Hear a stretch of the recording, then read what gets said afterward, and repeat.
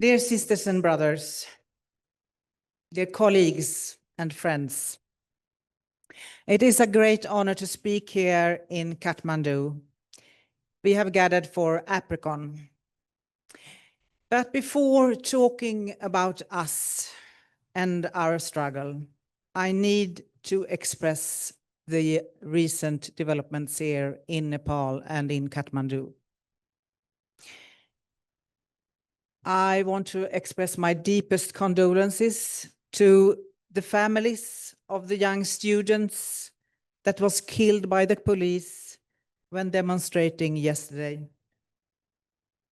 They were only conducting their fundamental right, the right to express their opinions.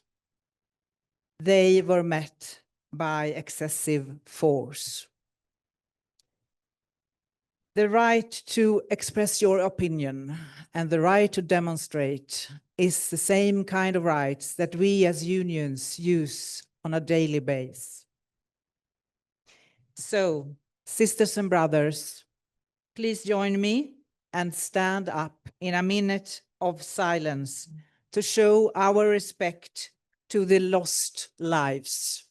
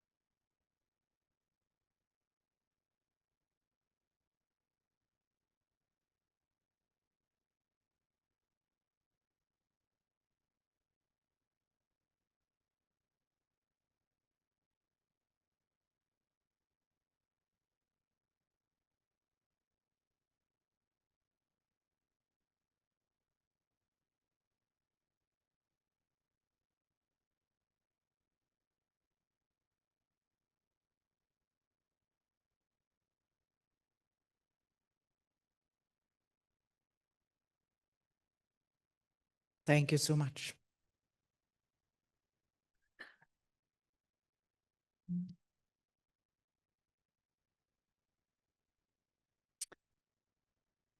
Dear sisters and brothers, now let's talk about APRECON and our common trade union fight.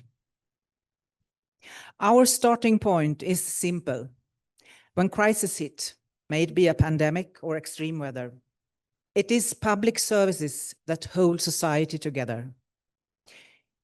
Behind that are our members, health workers, emergency services, water and energy workers, teachers, social services, local and national administrations. They do the work, but they are under pressure from austerity, from privatization, from staff shortages. And we see this in country after country.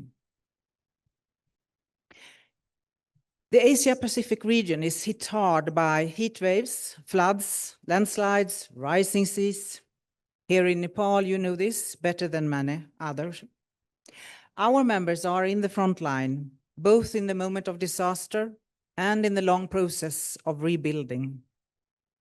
Our task must therefore be twofold: to protect people and workers here and now, and at the same time to push for just transition, where energy, water, and healthcare are planned and governed democratically for the common good.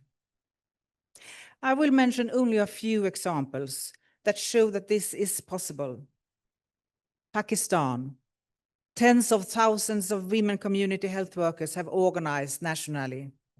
What was once called volunteer work is now recognized as real jobs with wages, protection, and voice.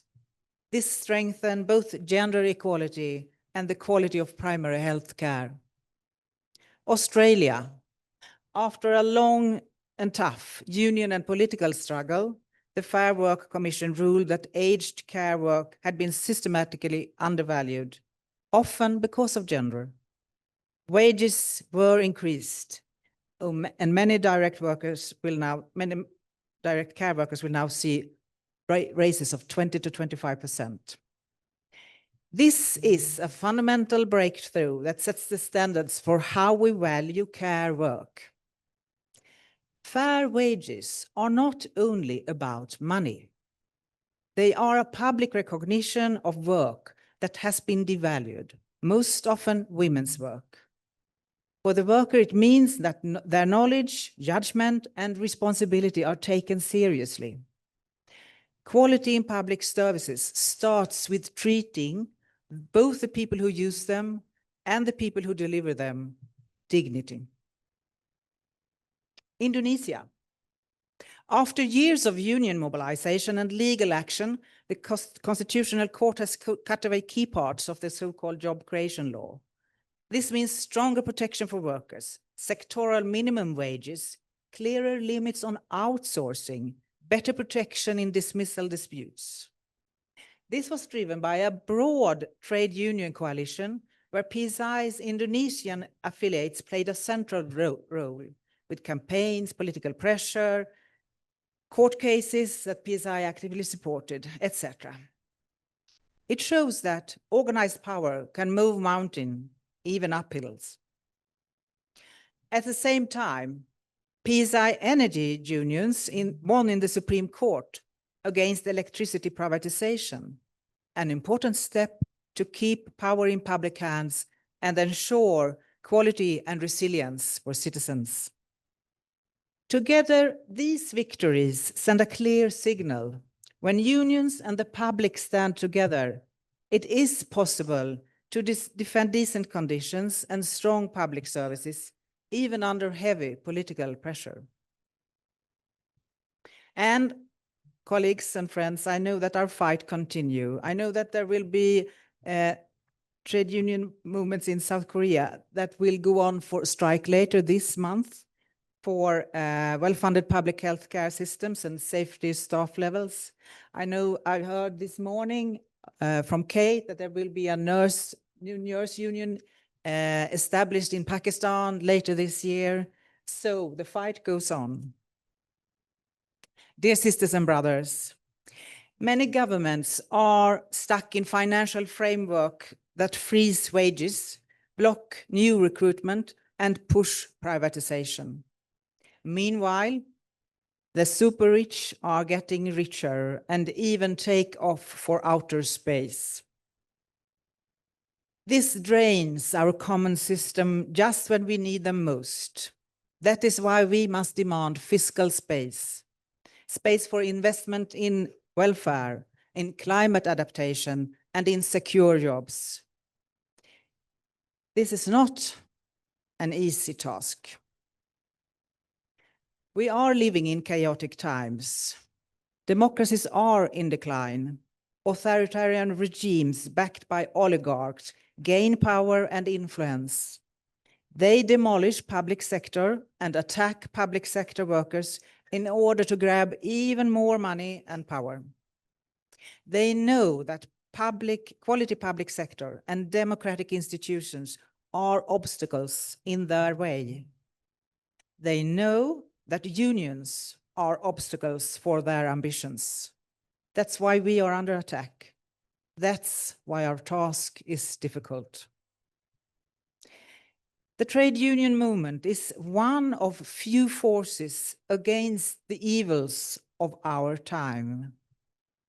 We are the one who make society work and who hold it together when the storm hits. Organization is our method. Solidarity is our strength.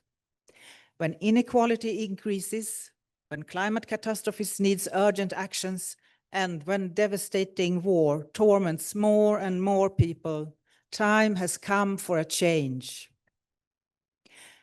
Our common work is extremely important. We take our responsibility to act for change very serious. The regional action plan that we are going to discuss these days reflects this. It is a plan for justice, for democracy, and for quality public services. The discussions on this conference are important, as the work you will continue to do back home after conference. So, sisters and brothers, friends and colleagues, Thank you for being here.